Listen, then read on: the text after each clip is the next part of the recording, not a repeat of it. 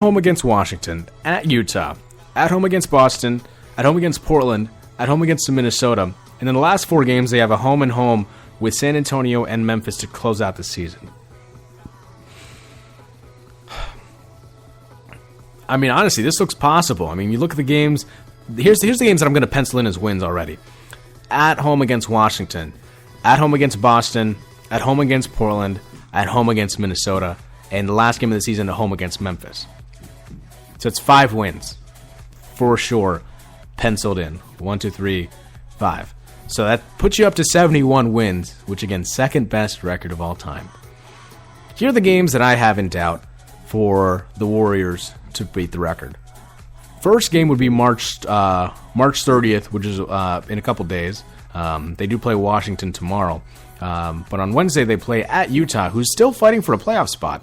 This is a young, hungry team for Utah. Hasn't been in the playoffs in quite some time. I like their chances there. And then the 3 games that are going to be challenging. They're going to play San Antonio again at home. They're going to play at Memphis. And they're going to play at San Antonio as well. Those are the 4 games that, for me, have a lot of doubt. And I don't know. I mean, I think Tom and I said last week it's still a push. For me, I think they can get 72 wins. I don't think they're going to lose all 4 of those games. I think they win at least 2. But at least 1 anyway. So at least that gets you at 72. But will they push? I don't know. Tom, what are your thoughts? I agree with the games that you penciled in as wins. When it comes to the San Antonio Spurs, they're not gunning for a record, so they can rest their players. So they're probably going to rest them at home or when they're at Golden State, because that's pretty much a for sure win with the Golden State Warriors, because they haven't lost a single home game yet, and yet I'm jinxing them right now probably. But they have a relaxed mindset, and they have the playoffs in their sights, so they're not going to be pushing for any big rewards. Golden State's pushing for a huge reward. They have their eye on the prize, and they want that 72 wins. But I don't see it happening. I'm still going to say it's going to be a push. San Antonio and Memphis, April 9th and April 10th, those 2 games I feel might be losses. And the Utah Jazz game, I see that being a loss as well. As you said, young gun team still trying to make the playoffs. They can be a very big upsetter. How many games are they out? Do you know? San Antonio? No, Utah. I can pull it up right now. Give me a second here. Okay. Yeah, give me 1 second. They are...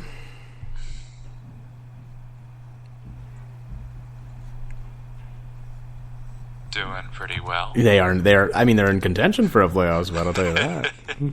They probably need a couple of things to go Actually, their way. nope, they're in the 7th spot. Yeah. They're in the 7th spot. So, okay. yeah, because the last 3 spots you're looking at here, Utah, Houston, and Dallas are all within a game of each other. And Dallas is in the 9th spot. So, yeah. So all those 3 you're probably going to be fighting, along with Portland. Portland's not too far ahead of Utah. They're only a game and a half up. They're in the 6th seed. So those 4 teams, Portland, Utah, Houston, and Dallas, are going to be fighting for 3 playoff spots. Yeah. Once again, to reiterate it, though, I see Golden State Warriors pushing because they're going to be very tired when it comes to playoffs, and I'm guessing that they're going to need – Steve Kerr needs to recognize that they're going to need to rest a couple of their players. If not, the playoffs might be a short run for them. Maybe not in the first round. They might win the sweep the first round, but I don't see them going very far if they don't start resting. So, yeah, I agree. I mean, look, they're gonna win whoever their matchup is. I don't care if it's Utah, Houston, or Dallas. They're gonna beat that team in over 7 games. It's just a matter of second round forward who they play. I totally agree with you there. Moving on to LeBron James, obviously. A lot of comments have been made the last couple weeks about LeBron's focus. The first one was him unfollowing the Cavaliers' Twitter handle. Normally he does shut down social media when it comes to the playoffs just because he wants to have complete focus throughout the playoffs, and I don't blame him. But him just unfollowing the Cavaliers' Twitter handle For me, and this is just my opinion, that just seems childish. I mean, look, that seems like a middle school. I just broke up with you, so I don't want to see you anymore. That just seems like it's kind of like that for me. And then he was asked about that, and of course he ended that interview with the next question later because he just felt so uncomfortable as having to deal with that. And then of course another comment, which Tom you wanted to talk about, of course, was him forming a super team. Tom, what are your thoughts and comments on that? Well, my thoughts are, I gave an example. When it went back to the 95-96 Bulls, you didn't really have all superstars on that team. You had good players who brought out the best in people, who brought out the best in their team. What LeBron James is thinking, that he wants to play with Carmelo Anthony, throw in maybe Dwayne Wade, James Harden, possibly a Dwight Howard if you really want to think that he's a really great player. But when it comes down to that, Carmelo Anthony as well. Gotta have that guy. But when you put them all together, it's gonna create pretty much a power struggle. You're gonna find out that not everybody's gonna get the same amount of touches. Not everybody's gonna get the same amount of points as they were if they were on a different team. It all comes down to what's your role and how do you play. LeBron James' dream team could happen, but I see it imploding, not exploding, but imploding within the team before any good can come from it. So those are my thoughts on that. Yeah, I mean, look, LeBron James is arguably one of the 2 or 3 best players in the world. There's no question about that. I think Steph Curry has probably taken over it as the best. But, I mean, look, he said he wants to be focused in the playoffs. Look, then talk about your team and talk about your, the inefficiencies that team had. Don't talk about already thinking about another team. Just because I think if he leaves again for mine, and I don't think he's going to, but let's say that he does, he can never come back to Cleveland after that point. I just think it's just I'm just trying to do what's best for me, and I get it. But look, you committed to Cleveland. You made this whole big deal about coming back to Cleveland. So win a championship. That's the only way that it will shut people up, and it will silence your critics because you know what? You're being a little too complicated right now for most people. We're going to take a short break. When we come back, World Cup qualifying has already started, along with some friendlies during the international break. Mainly, we're going to break down the U.S. men's national team. Their chances, I don't know, they're going to be interesting. This is the first time they might miss a World Cup since 1986. So it's been quite some time since they missed the World Cup. We'll wrap up. We'll talk about that after the break. So we're going to play some music here. So if it lets me pull it up. Here we have some Robin Schultz and Sugar on the Spicy Sports Show with Sam Cerrone and Tom Crane on Spreaker Radio.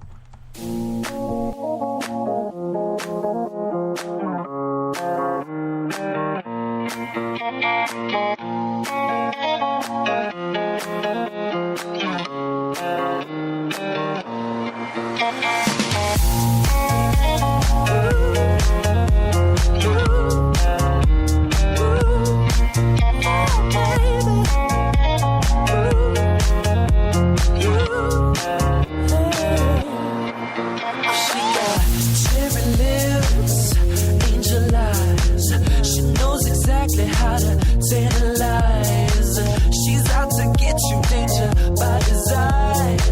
Cold-blooded vixen, she don't compromise. She's something mystical and color lights. So far from typical, but take my advice. Before you play with fire, do think twice. And if you get burned, don't be surprised. Lifted, drifting higher than the ceiling. Ooh, baby, it's the ultimate feeling. You got me lifted, feeling so gifted. Sugar, how you get so fly? Sugar, how you get so fly? Ooh, sugar, how you get so fly? Sugar, how you get so fly? Ooh, sugar, how you get so fly?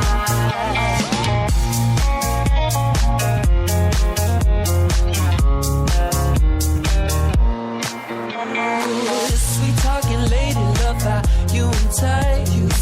Sugar with just the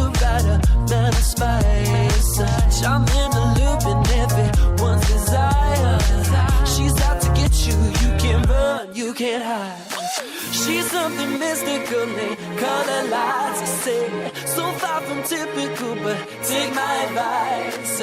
Before you play with fire, do think twice. And if you get burned, well, baby, don't you be surprised. Lifted, drifted higher than the ceiling. Ooh, baby, it's the ultimate feeling. You got me lifted, feeling so gifted. Sugar, how you get so fly.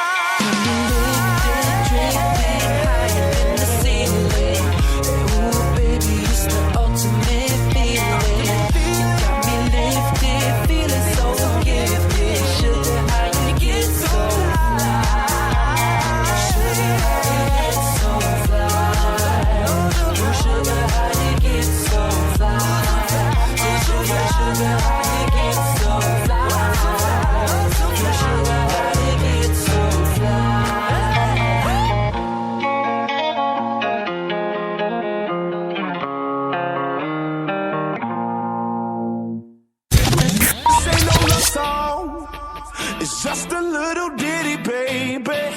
I just wanna go ooh, ooh, ooh, ooh, ooh, ooh, damn. Cause you're so pretty, baby. This ain't no love song. Just wanna watch you dance sexy, baby. I just wanna go ooh, ooh, ooh, ooh, ooh, ooh, damn. And welcome back to the Spicy Sports Show with Sam Stone and Tom Crane, coming to you live from Portland, Oregon and Lancaster, Pennsylvania. It's about 6:19 out on the East Coast and the West Coast. 3:19. West, yeah. I was thinking West. I don't know why. Oh man, today's been such a busy day. Yeah, got a haircut today. Got all my chores done, most of them anyway. Got to get one more done, and then I'm pretty much set for the day. But anyway, thank you for listening. It's always been a good show. So we're going over from basketball to football, and by football I mean football. The U.S. men's national team has been a hot topic in the last couple days. When it comes to the World Cup look, the U.S., usually a success would be, hey, let's get out of the group. Now, it's almost a given that they should be making the World Cup at this point. With the roster that they have, typically, they have moderate success. They get by all the games that they need to, and then once it comes World Cup time, it all depends on their group, naturally. But they lost to Guatemala 2-0 I think it was on the 25th. So it was over the weekend. It was on Friday in Guatemala. Now, this is not a good result for a U.S. men's national team that's looking to qualify for the World Cup again. And if they don't, it'll be the first time since 1986 that they've missed a World Cup. So looking at the standings for them in Group 3, and the way this works is the top three because right now they are in their almost going to get to the hexagonal stage of the tournament. So there are 12 teams left in CONCACAF, and the top two from each group qualify for the hexagonal, the final six, to be determined, and the final three make the World Cup, with the fourth one having to play against the Oceania group.